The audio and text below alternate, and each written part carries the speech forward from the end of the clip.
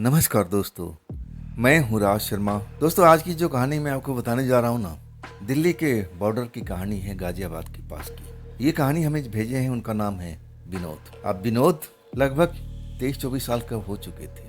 उनके जो पिता थे ना, सरकारी काम में थे, और उसके बाद जब रिटायर आते हैं ना, तो अपने पुराना घर छोड़ करके और नया घर एक बनवाते हैं कॉलोनी में। घर ठीक ठाक, पैसा था उनके पास में, और उसी घर के आगे में एक दुकान बनवा देते हैं और दुकान किराना के खोल देते हैं। कॉलोनी पीछे बहुत बड़ी थी, लेकिन ये कॉलोनी से बाहर अब ये लोग निकल गए थे।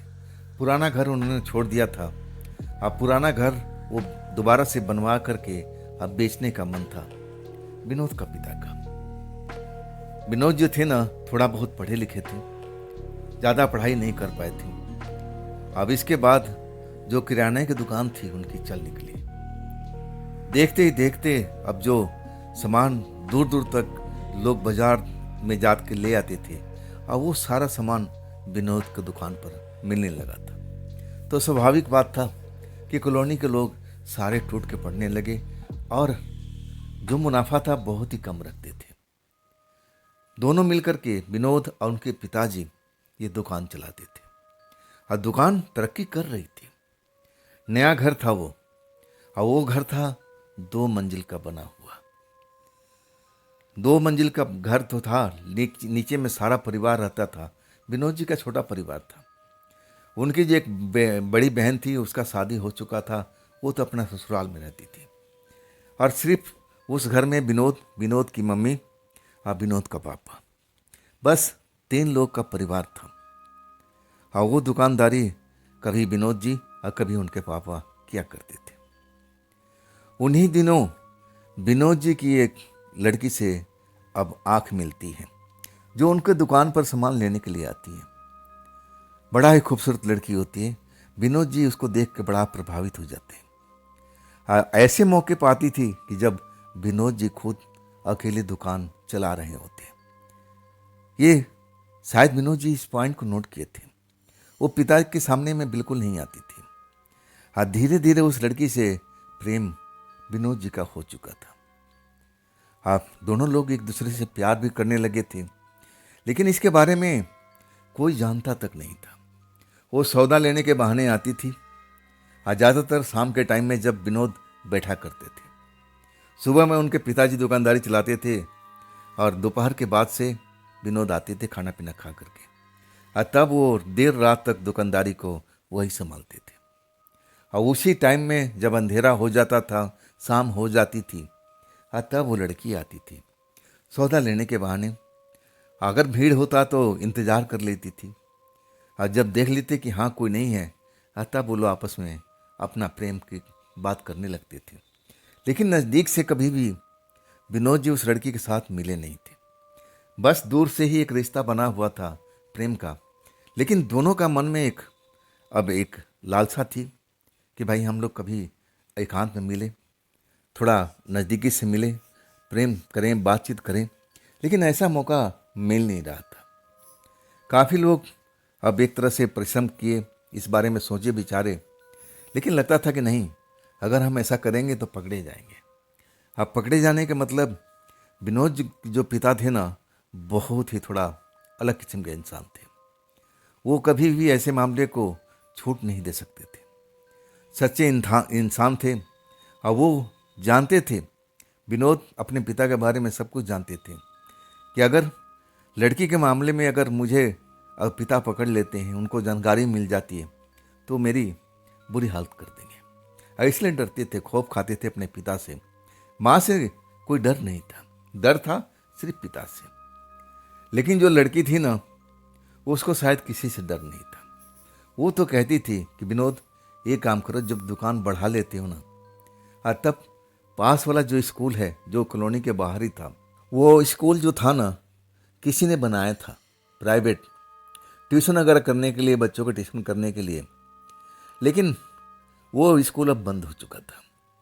जर्जर हो गई थी उसकी इमारत। एक तो सिंगल मंजिली बना हुआ था, और ज़्यादा ताम झाम उसमें था नहीं। पुराना गेट था, वो भी जंग लगा हुआ था। जिस काम के लिए खोला गया था शायद वो काम चला नहीं था, इसलिए बिल्कुल लवारिस सा हो गया था। अब जिसका भी था ना, जिस मालिक का था, शायद अब वो देखने भी नहीं आता होगा। ऐसी ही स्कूल की हालत थी वो। अब विनोद को अपनी जो गर्लफ्रेंड थी वो कहती कि वो स्कूल हमारे लिए सेफ है। मैं कोई ना कोई बहाना करके या रात में जब हमारे परिवार सो जाएंगे, माता पिता सो जाएंगे, तब मैं स्कूल में आ जाऊंगी। लेकिन तुम हाँ बोलोगे तब मैं अकेले जाकर क्या करूंगी वहां पर। अगर तुम आओगे तो मैं भी आ जाऊंगी। कई बार विनोद हिम्मत किए। लड़की तो शायद चली गई थी वो स्कूल में, लेकिन जब काफ़ी देर इंतजार कर लिया और जब विनोद नहीं पहुंचे तो अगले दिन आकर के विनोद को खरी खुटी सुनाने लगी कि मैं तो तुम्हारा इंतजार कर रही थी वहां पर, और तुम आए नहीं। और तब विनोद उनसे सॉरी बोलते थे कि देखिए मैं आ नहीं पाया, कुछ मजबूरी थी, इसी वजह से हम किसी दिन और का प्लान बनाएंगे। विनोद अपने पिता से बहुत डरते थे। हाँ, वो जब तक जागते रहते थे तो उनकी हिम्मत नहीं होती थी कि अपने घर से बाहर निकल जाए। ऐसे ही थे वो। आज जब भी वो प्लान बनाते थे कि हाँ आज मैं स्कूल में जाऊंगा उस लड़की से मिलने के लिए, वो लड़की इंतजार कर रही होगी। 2 बार हो चुका था। दोनों बार जब निकलने लगते हैं उनके पिता जाग जाते हैं, उनकी कदमों के हाथ पहचान लेते हैं। कहते हैं विनोद बाहर कहाँ जा रहा है बेटा। अब विनोद जहाँ थे वहीं रुक जाते हैं, बहाना करते कि नहीं पिताजी मैं तो बाथरूम जा रहा था। तब वो शांत होते थे। मतलब रात के टाइम में अब उनकी आंखें जो थी जगी रहती थी। सोते जरूर थे लेकिन जरा सी आहट में उनकी आंख खुल जाती थी। इसलिए विनोद बड़ा घबराते थे, डरते थे। कई बार कोशिश करने के बाद भी स्कूल में नहीं पहुंच पाती। तब लड़की कहती है कि आखिर विनोद कब हम मिलेंगे। विनोद कहते कि थोड़ा देर सब्र रखो, अभी एक शादी आने वाली है और शादी में मेरे माता पिता जाएंगे। मेरे मामा के गांव की शादी है, मैं तो जा नहीं पाऊंगा क्योंकि दुकान कौन चलाएगा। तब हमारे पास मौका ही मौका होगा। अब वैसे ही होता है, 1 महीने के बाद में वो शादी आती है और उनके माता पिता मामा के घर चले जाते हैं। समझा के जाते हैं उनके पिता कि देख टाइम पर दुकान खोलना है, टाइम पर दुकान को बढ़ा देना है, और इसके बाद तो रात में कभी बाहर मत निकलना। बहुत कुछ समझाते थे कि बेटा घर में ही अपना दरवाज़ा बंद करके रहना, ज़्यादा से ज़्यादा तुम छत पर चले जाना, घूम फिर लेना, लेकिन रात के टाइम में बाहर मत निकलना, हमारे दुश्मन बहुत हैं। अब कैसी दुश्मनी थी इसके बारे में विनोद तो उनको पता ही नहीं था, ना कभी इस चक्कर में पड़ना चाहते थे।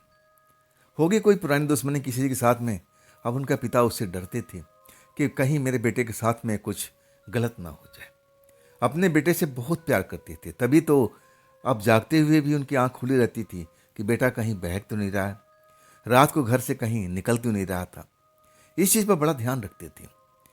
अब वो मामा के यहाँ जाते हैं, लेकिन पूरा समझा बुझा करके कि बेटा घर से बाहर बिल्कुल कदम मत रखना, दुकान बढ़ाना और फिर अपने घर के अंदर आ जाना, घूमना फिरना है तो छत के ऊपर चले जाना और उससे बाहर निकलने की कोशिश करना।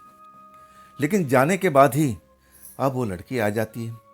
अब विनोद बड़ा खुश नजर आते हैं और कहते हैं विनोद कि क्या अब बताओ क्या प्रोग्राम तुम्हारा। अब तो लड़की से पूछते हैं कि अब बताओ तुम्हारा क्या प्रोग्राम है। मेरे माता पिता तो जा चुके हैं। लड़की बड़ा खुश हो जाती है और कहती है कि ठीक है आज रात को हम स्कूल में मिलते हैं। तब विनोद कहते कि स्कूल में क्यों, अरे मेरा घर में तो कोई है ही नहीं, तो तुम मेरे घर में ही आ जाओ ना रात को। तब लड़की कहती कि नहीं नहीं देखो वो स्कूल हमारे घर के पिछवाड़े से रास्ता है, बगल से रास्ता है और वो बिल्कुल हमारे घर के नज़दीक है। ये आपका जो दुकान है, घर है, ये थोड़ा लंबा रास्ता पड़ता है। यहाँ आने के लिए मुझे अब कई बार सोचना पड़ेगा और ये जगह दूर भी पड़ेगी, लेकिन वही स्कूल है ना बहुत नज़दीक है। स्कूल में कोई रहता नहीं है, मैं तो 2 बार जा चुकी हूँ रात में, ऐसी कोई वहाँ बात ही नहीं है। आखिरकार विनोद जी हाँ करते थे कि ठीक है रात को हम मिलते हैं। समय दोनों ने अपना तय कर लेता है। अब 8-9 बजे रात तक तो दुकान खुली रहती थी। इसके बाद उनको अब खाना भी खाना था, भोजन भी बनाना था, सब कुछ करना था उसी वक्त में। फिर अपने तय अनुसार रात को खाना पीना खाने के बाद में धीरे से अपना घर का दरवाज़ा लॉक करते हैं, बाहर ताला मारते हैं और चुपचाप कुछ देर तक देखते हैं कोई आ तो नहीं रहा, कोई देख तो नहीं रहा मुझे। फिर एक शॉर्टकट रास्ते से निकलने लगते हैं। वो चाहते थे तो मेन रोड से जा सकते थे, लेकिन उनको लगा कि कोई सामने से आ जाए। और वो रास्ता था कि वो रात भर चलता रहता था, लोग आते थे जाते थे। पास में एक फैक्ट्री थी और वहाँ पर आना जाना लगा रहता था। तो डर था कि कोई देख लेगा तो पूछ लेगा कि विनोद इतनी रात को तुम कहाँ जा रहे हो, क्योंकि उनकी अब फेमस दुकान थी। अब हर जो सामान लेने वाला था विनोद को पहचानता था। इसी वजह से वो अब एक शॉर्टकट रास्ता लेते हैं और स्कूल में पहुंच जाते हैं, टाइम पर पहुंच जाते हैं। लेकिन वहाँ पर उस वक्त में उनकी फ्रेंड दिखाई नहीं देती है। इंतज़ार करने लगते हैं, आसमान में चांद निकला हुआ है और टूटी हुई दीवार पर बैठ जाते हैं। इंतज़ार करने लगते हैं कि अब आ जाएगी, अब आ जाएगी। मन खुशी से भरा हुआ है कि चलो बहुत दिनों के बाद हम अपनी फ्रेंड से मिलने जा रहे हैं, और वो भी एकांत में। ये खुशी अलग ही होती है। पहले पहले का प्यार कुछ अलग ही मज़ा देता है। वैसे ही उनको दिल में बहुत खुशी थी। इंतज़ार करने लगे। लेकिन जब 1 घंटा बीत जाता है ना, और जब उनकी फ्रेंड नहीं आती है, तब वो निराश हो जाते हैं। उनको लगता है कि अब उसका भी परिवार था, कोई जाग गया होगा भाई आते वक्त, अब कोई जाग गया होगा इसलिए लड़की नहीं आ पाई। लड़की जात है, ऐसे कोई बाहर तो निकलने नहीं देगा। सबकी आंख बचाते हुए तब वो निकलेगी। अब एक तरह से उस रात भी उनका बेकार गया। फिर उसी शॉर्टकट रास्ते से लौट आते।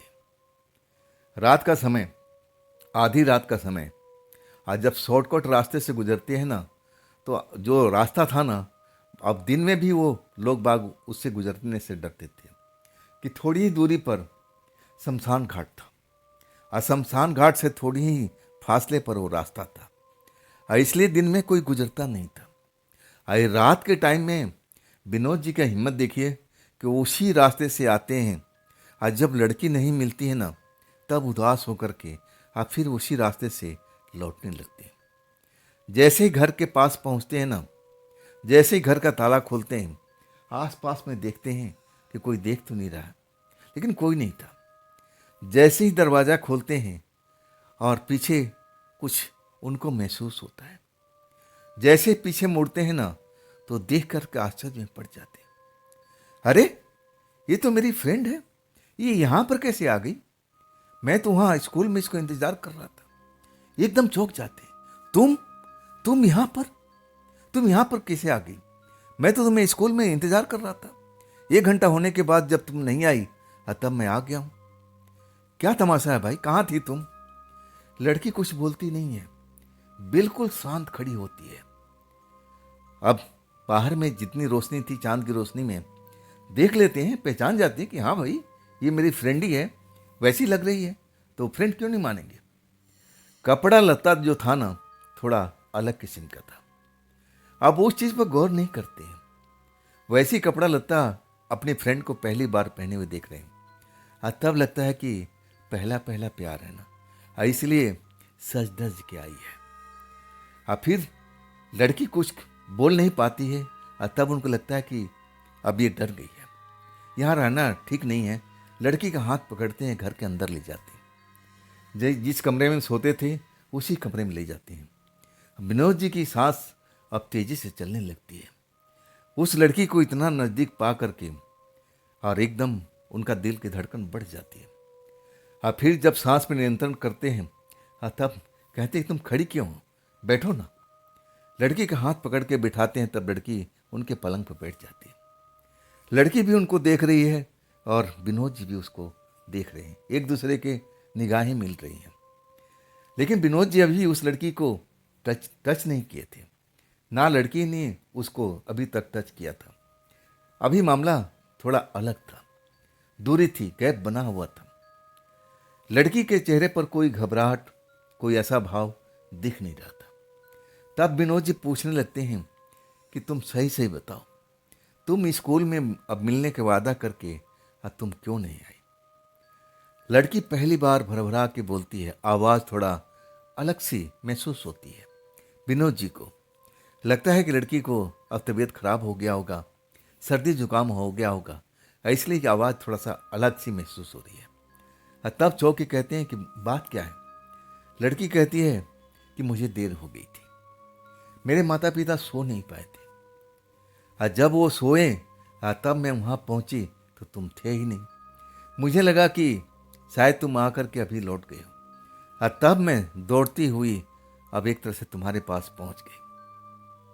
भर्राई आवाज में लड़की बात करती है।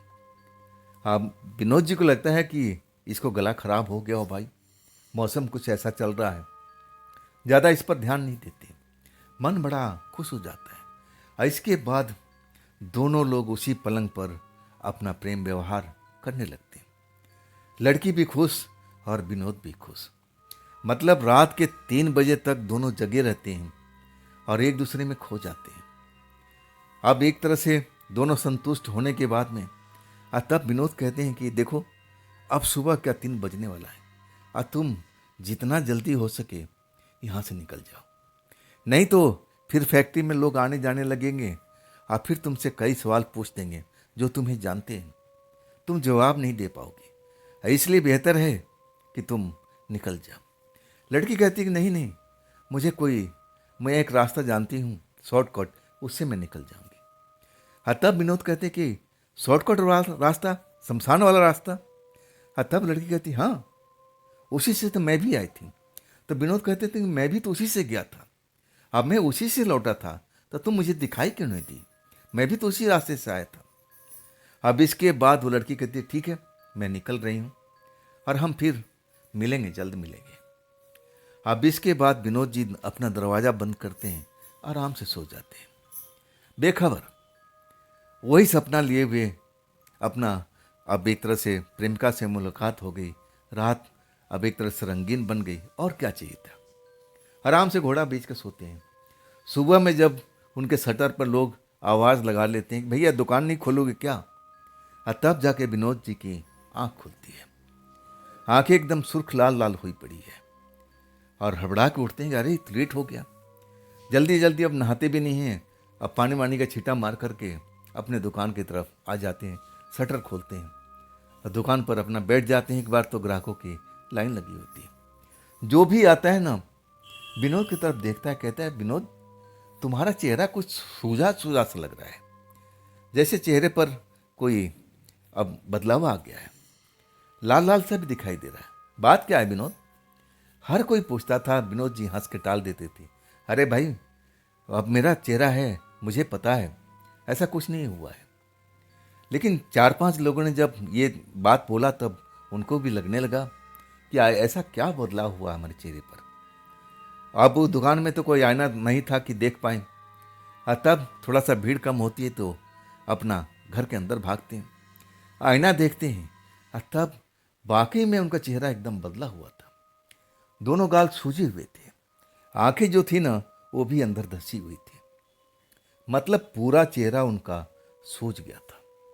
आंखें अंदर अब जा चुकी थी। ऐसा लग रहा था जैसे मधुमक्खी के डंक मारने के बाद में ऐसा हो जाता है ना, ऐसा ही हालत विनोद जी के साथ में हुआ था। उनको लगा कि ऐसा कोई कीड़े ने मुझे काट तो नहीं लिया, खा तो नहीं लिया, कई बार ऐसा भी हो जाता है।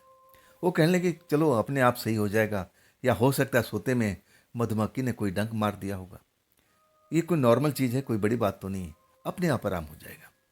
ज़्यादा केयर नहीं करते हैं, फिर दुकान में आकर अपना धंधा पानी जो काम था वो करने लगते हैं, और दोपहर में जाकर के उनको थोड़ा रेस्ट मिलता है। अब एक तरह से भोजन वोजन बनाते हैं, फिर खाते हैं, और फिर 1 घंटे आराम करने के बाद दुकान खोल देते हैं। अब इसके बाद वो जो लड़की थी वो रात को 9 बजे आती है सामान लेने के लिए, जिसके साथ वो रात गुजारे हुए थे, लेकिन कपड़ा लत्ता सब कुछ बदला हुआ था।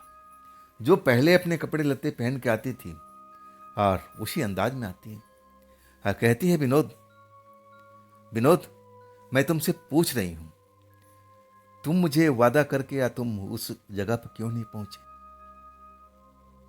विनोद की जो आंखें थी ना खुली की खुली रह गई, और उनको लगा कि लड़की मजाक कर रही है, ऐसा कैसे हो सकता है।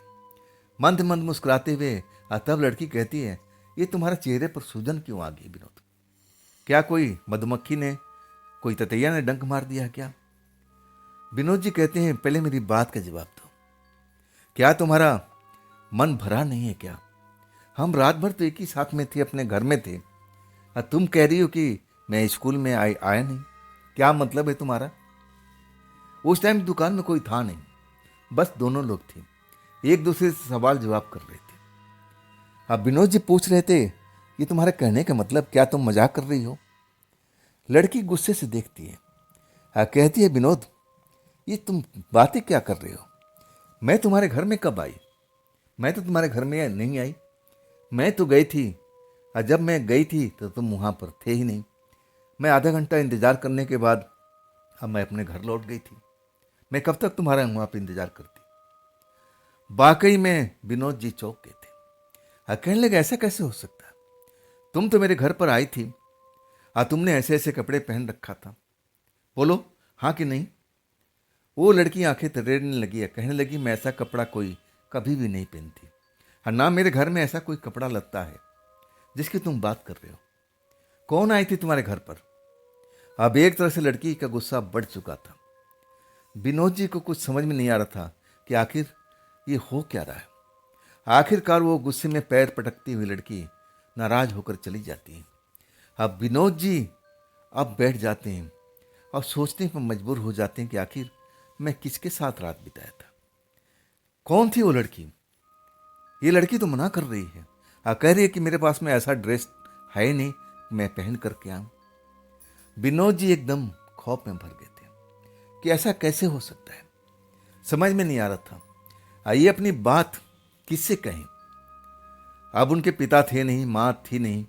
अगर माँ भी होती तो उनसे थोड़ा सा प्रेम व्यवहार था, पिता से तो कतई बात नहीं बोल सकते थे। फ्रेंड सर्कल था, लेकिन फ्रेंड सर्कल अभी इस टाइम अब उनके पास में नहीं था। तो आखिर ये सलाह मशवरा किससे करें? ये जो गुत्थी है किससे सुलझाए, समझ में नहीं आता। अब इसके बाद अब दुकान बढ़ाने का टाइम हो जाती है। अब फिर अपना दुकान बढ़ा करके अंदर आ जाते हैं, कमरे में खाना वाना बनाते हैं। लेकिन कमाल की बात थी, चेहरा सूजा हुआ था, लेकिन कोई दर्द नाम का चीज़ नहीं थी। बिल्कुल उनको दर्द का एहसास नहीं होता था। और जब खाना वाना खाने के बाद में अपने बिस्तर पर सो जाते हैं, रात का करीब 11 से ऊपर का टाइम हो जाता है, और तब उनके दरवाजे का कोई कुंडी खटखटाने लगता है। विनोद जी एकदम चौंक जाते हैं, थोड़ा भयभीत भी होते हैं कि कौन हो सकता है भाई। दरवाजे के पास जाते हैं, लेकिन दरवाजा खोलते नहीं हैं। अब पूछते हैं, कौन है बाहर, कौन है बाहर? और तब वही भर्राई हुई आवाज उनको सुनाती है कि मैं हूं, तुम्हारी प्रेमिका, दरवाजा खोलो।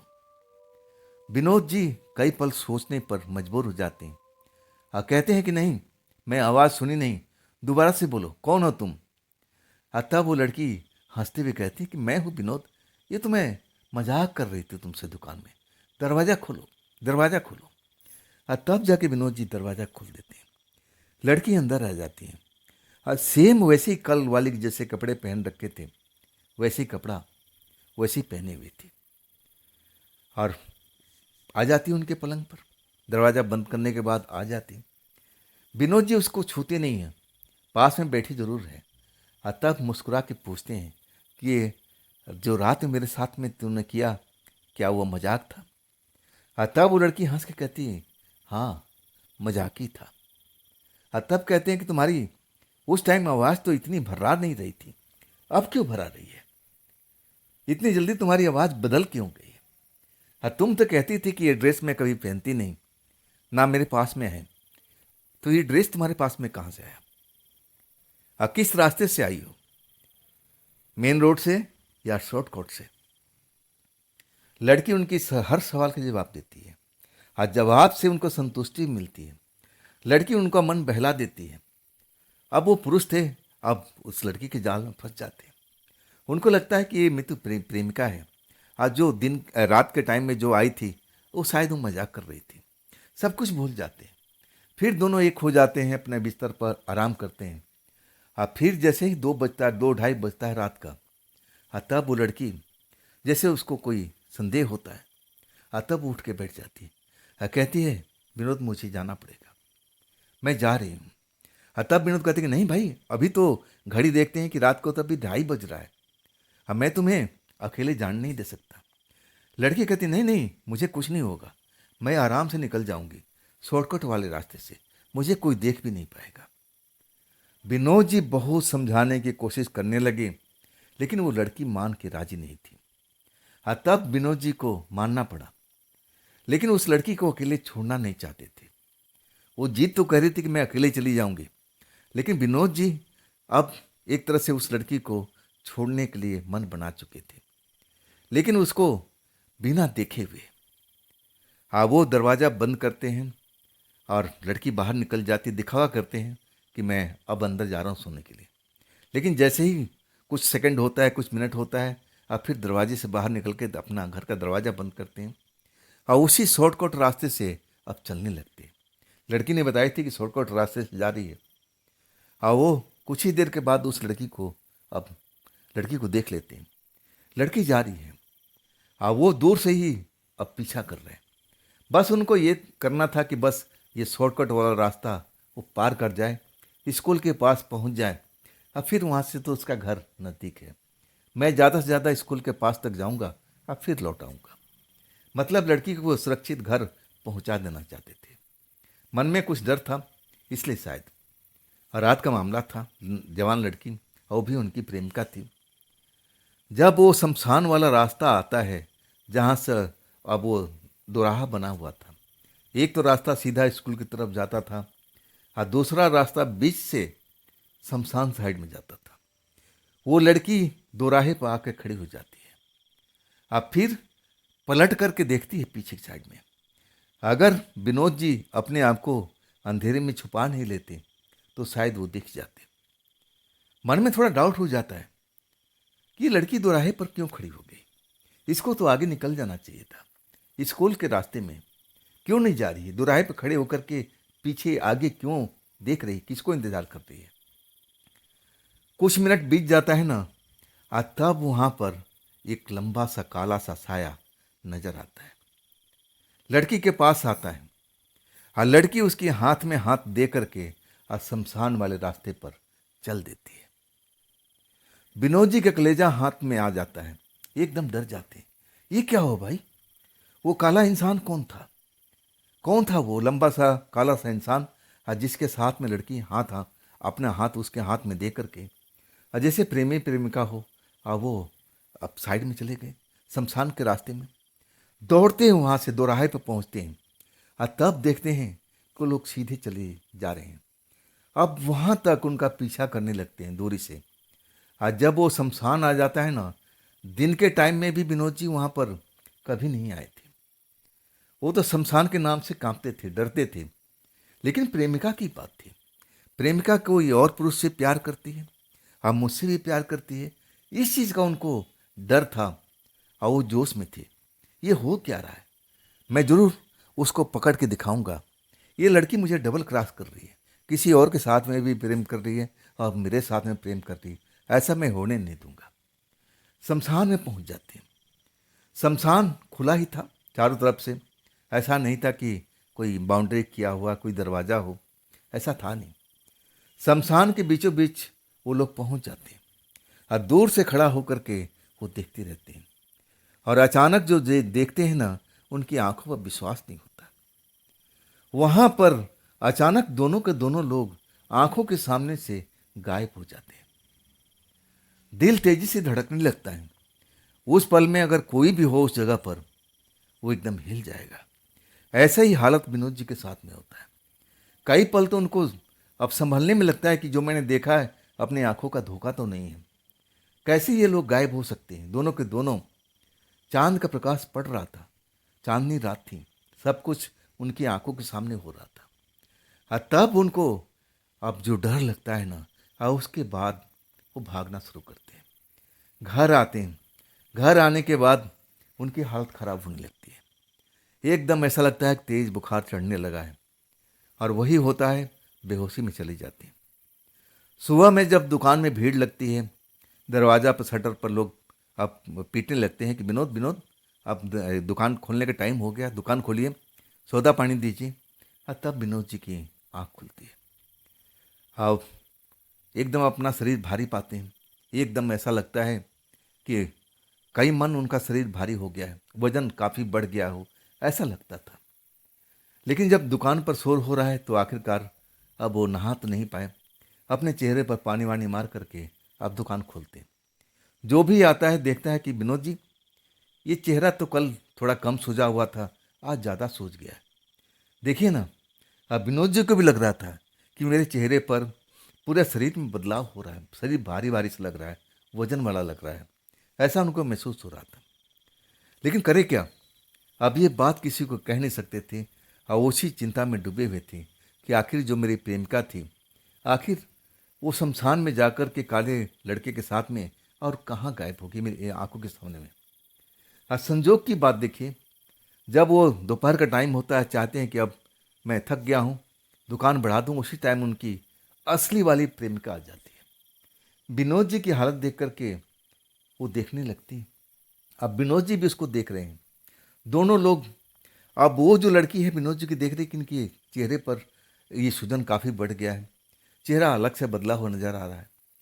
और विनोद गुस्से में देख रहे थे, ये तो वही लड़की है जो श्मशान में जाकर के काले लड़के के साथ ना जाने कहाँ गायब हो गई। गुस्से में थी, अभी तक समझ में नहीं आ रहा था कि वो लड़की कौन थी और ये लड़की कौन थी।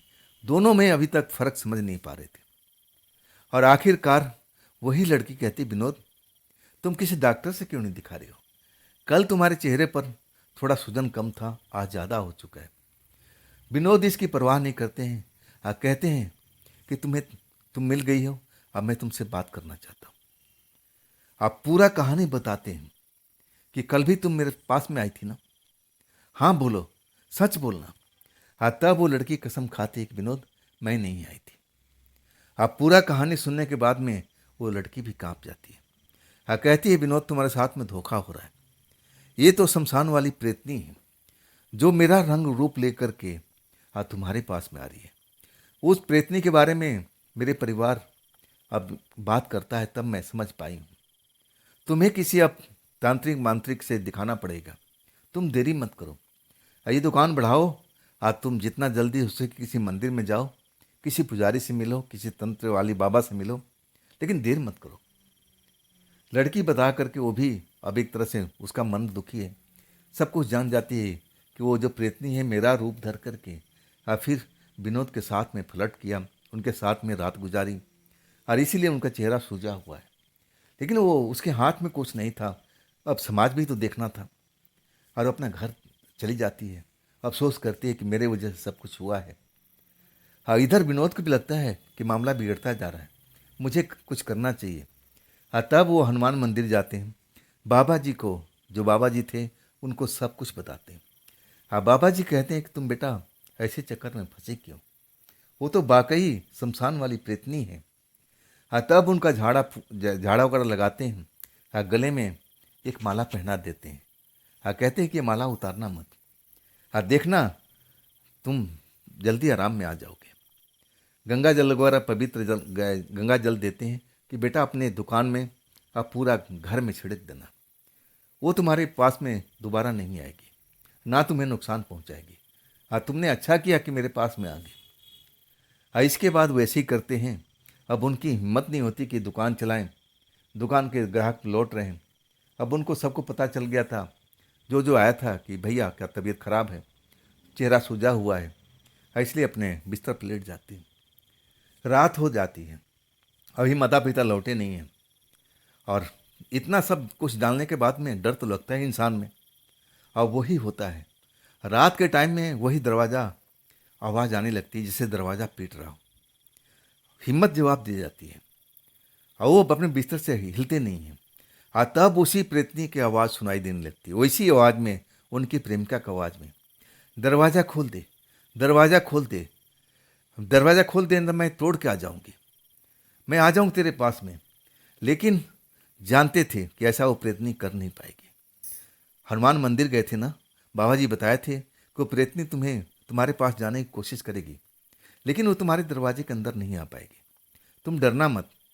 वही करते हैं, प्रेतनी रही, चीखती रही, चिल्लाती रही, अब उनको धमकाती रही, लेकिन अपने बिस्तर से उठे नहीं, लेकिन सारी रात सो नहीं पाए।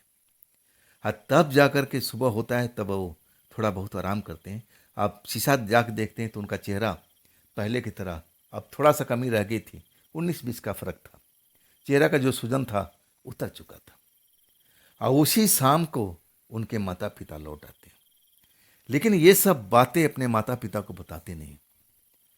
आप जानते हैं कि अगर बताऊंगा तो पिता तो हमारी क्लास लगा देंगे, और इसके बाद शांत हो जाते हैं। बेटा क्या हुआ, तेरे तुम्हारे चेहरे पर सूजन? हाँ, कह देते हैं कि मेरे को मधुमक्खी ने खा लिया था, इसी वजह से। जब माता पिता आ जाते हैं ना, हाँ, तब उनको लगता है कि अब मैं सुरक्षित घर में हूँ।